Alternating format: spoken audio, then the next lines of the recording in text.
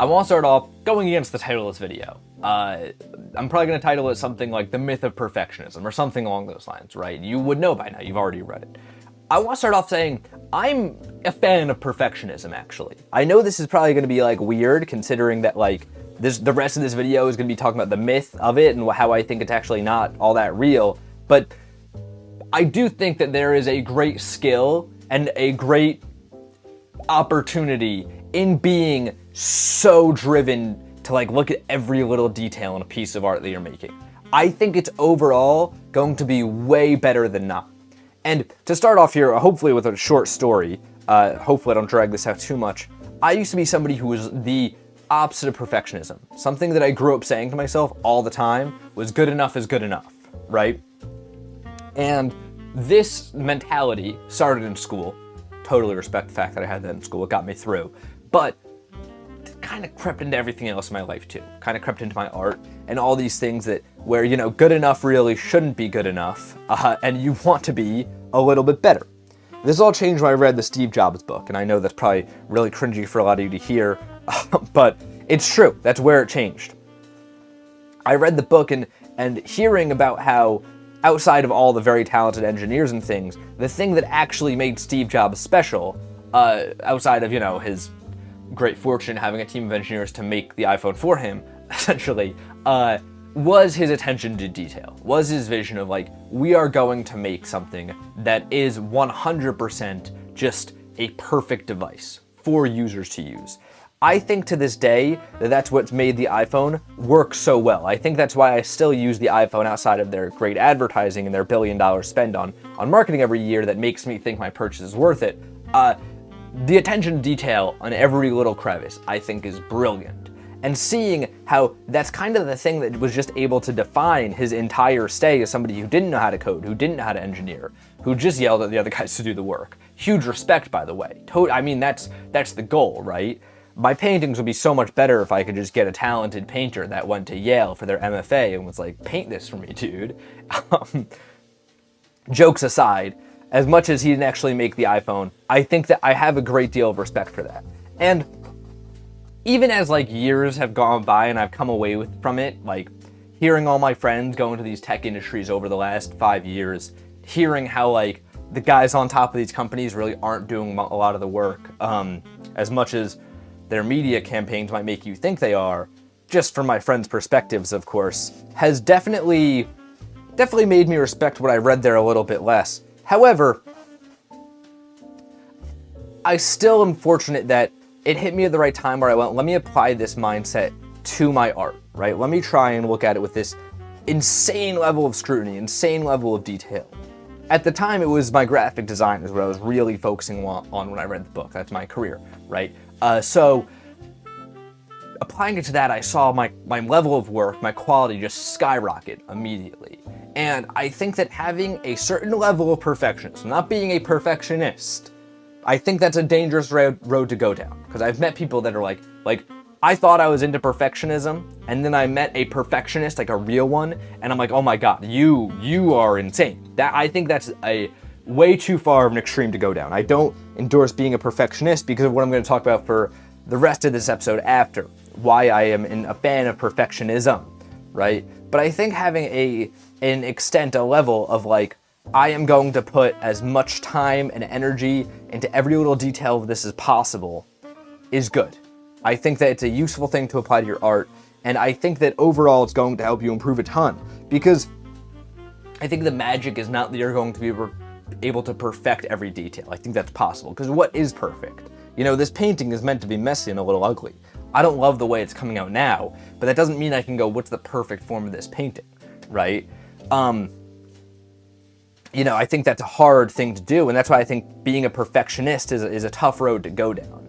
But having that attention to detail will help you improve a lot, I think, at the same time. Because I think that looking at every detail, you know, I've met people who really, like, are on the exact opposite end of this, where, like, maybe they'll be doing good work, but, like, when it comes to something that takes an aesthetic pursuit or anything like that, they'll just truly be like, oh, I didn't even notice that I did that. Like, I just, like, and then you notice that the attention to detail isn't really there. You can feel these things. You know, I think that having an attention to detail, participating in perfectionism is good. The idea, though, of perfectionism in its most,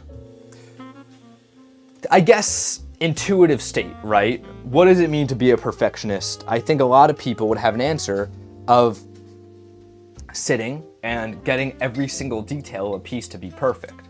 This is what I think is dangerous, because if we look at how a lot of the greatest artists ever functioned, that's not what they did.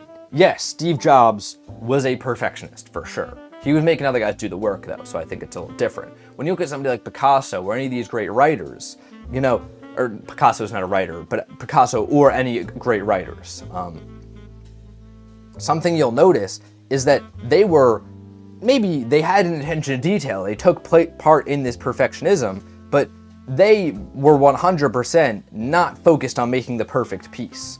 Picasso has something like 13,000 paintings, and we consider 27 of those to be masterpieces. He was just doing all the time. And in doing all the time, you will accidentally strike perfectionism, I think. Or not perfection, you accidentally strike perfection? Yeah, you'll accidentally strike perfection. I believe that. I think that is a much better suited path. I think the idea of an artist sitting there and grinding out a piece, right? Whatever your craft is, whether you make music, whether you sculpt, whether you draw, whether you paint, the idea of sitting there and being like, I'm gonna get every little detail of this perfect. I don't think that can happen, because maybe this is a wrong conclusion to have about this, but I think if it was that easy, we would have a lot more amazing art, right? I mean, anybody, if you're watching this, let's say you're a sculptor, right? Let's say you're a sculptor watching this, and I ask you to make the perfect drawing. You could do that. Even though you've never picked up a pencil in your life, you could do it, right? If you were just like, what is a perfect drawing? And tried to get every detail to match up with the perfect drawing. But this infers a lot of things that don't actually exist in art, such as a rubric of what the perfect drawing looks like, right? The idea that there is any sort of perfection in art, I think, one, is a misnomer, and two, takes away a lot of the magic. I think an attention to detail and an insane level of just like repetition is how you will hit perfection one day. And that's why I think being a perfectionist is a dangerous road to go down. I do think we need a balance of that in all our work, though. I do think somebody who has a level to detail, maybe not because they're a perfectionist, maybe they're just absolutely obsessed with their craft, whatever this may be, why they might have this attention to detail, it doesn't matter. I think having it is a good thing overall. I think that it's a much better thing than not having it. But I think to let it define you, it's almost like what's that quote? Is this a Joe Rogan quote? Am I about to quote Joe Rogan right now? Yeah, I'm about to quote Joe Rogan, I think. Where he goes like, the ego is a great servant, but a terrible master. I mean, he didn't come up with that. There's no way Joe Rogan came up with that, right? He definitely got that from some other guy. I don't know, guys. If you know where that quote is from, let me know, because I hope I don't misattribute it to Joe Rogan. Man, should I just start a podcast where I say like really good quotes all the time and hope they get misattributed to me? Is that the path? Is that how you become a poet these days? I think it might be. I think perfectionism functions a very similar way, where it's like perfectionism is a great tool in your tool belt, but if it becomes the essence of your craft, then you will never finish anything because you'll be obsessed with something that doesn't exist. It's just as like, many concepts exist only perfect in theory. Perfectionism is the same way. Perfectionism is a goal that can never be reached. Perfection doesn't exist. What does perfection mean outside of math or any of these fields where there's a sense of objectivity? What is the perfect painting? You can't answer that. You can say, I want this to be geometrically perfect in your painting and get all those shapes right and have that attention to detail. But that won't make a perfect painting. You have a bunch of perfect elements in a painting. And one might even say, Picasso as an example, that these cubes are better imperfect. The perfect form of this is in its imperfection. I think this painting is better like this. I like paintings when they're messy and unfinished. I think they speak more. I think they have more for me to grab onto. A lot of people look at this, especially if they're new around here, and probably go, wow, why is this guy not finishing these paintings? Perfection is a subjective thing. One day, if I make 200 of this exact painting, not 200, like 1,000. Let's say I make 1,000, this exact painting. I try and nail it. One day, maybe, I'll make something that captures enough of a feeling that it's undeniable. Maybe. But that doesn't even make it perfect. It just makes it infamous. It just makes it undeniable. And all that really means is that it's marketable, right? I guess. I don't know. But, yeah. Those are my thoughts on perfectionism, guys. Because I don't think it's as simple as, like, don't be a perfectionist or be a perfectionist. I think that a lot of these things, just as, like, the same idea of, I talked about this a couple days ago, of being a tortured artist, right? And I was like, I think that's a dumb misnomer. Having grief is not necessarily bad for art, though.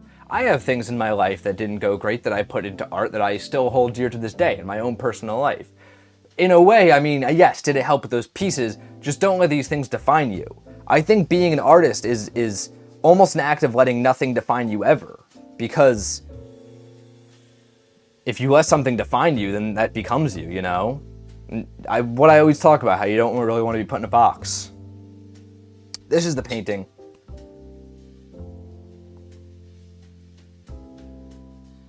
I like it, and I'm going to detail on the Instagram why I like it. I want to type this up. I know why I like it, but I think it's better if I go and I say it in written form. I don't think I can articulate this eloquently enough. Maybe I'll even do a special post just for this painting. Yeah, this is one of my favorite paintings that are done. Go follow the Instagram to see that. What do you guys think about perfectionism? And until next time, guys, gals, and pals, my name is Max Dice. This has been Paint Talk episode 159. I'm here every morning, painting and talking with you all.